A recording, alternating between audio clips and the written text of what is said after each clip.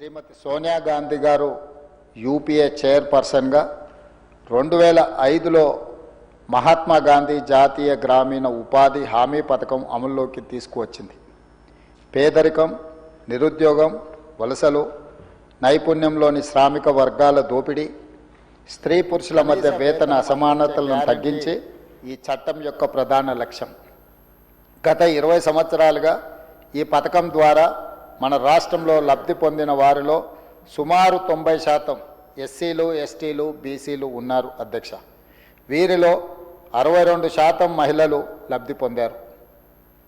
దళితులు, గిరిజనులు, దివ్యాంగులు, అత్యంత వెనుకబడిన తెగలకు చెందిన ఆదివాసీలు, చెంచులు, పేద వర్గాలే ఎక్కువగా ఈ పథకంలో ప్రయోజనం చెందడం జరిగింది అధ్యక్ష.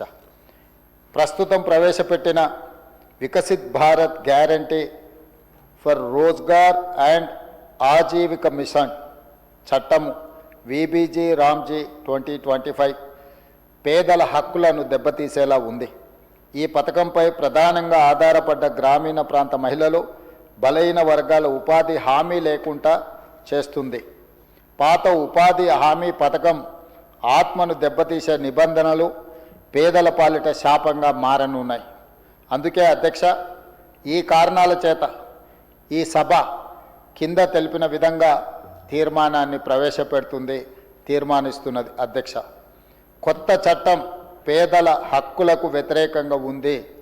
ఉపాధి హామీ చట్టం యొక్క అసలు ఉద్దేశాన్ని దెబ్బతీస్తుంది. డిమాండ్ అనుగుణంగా పనుల ప్రణాళికను తయారు చేసే విధానానికి స్వస్తి పలికింది.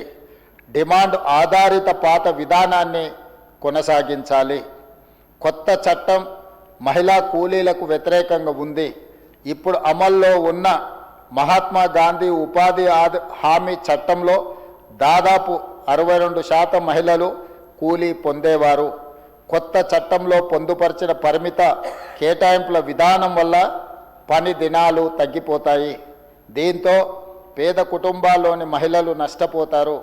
మహిళా సాధికారిత సాధించాలంటే పాత విధానం పునరుద్ధరించాలి. ప్రస్తుతం ఉపాధి హామీ పథకంలో పూర్తిగా కేంద్రమే నిధులు కేటాయించేది.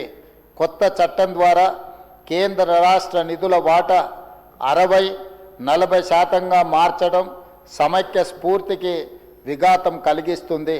ఇది రాష్ట్రాలపై అదనపు ఆర్థిక భారాన్ని మోపుతుంది.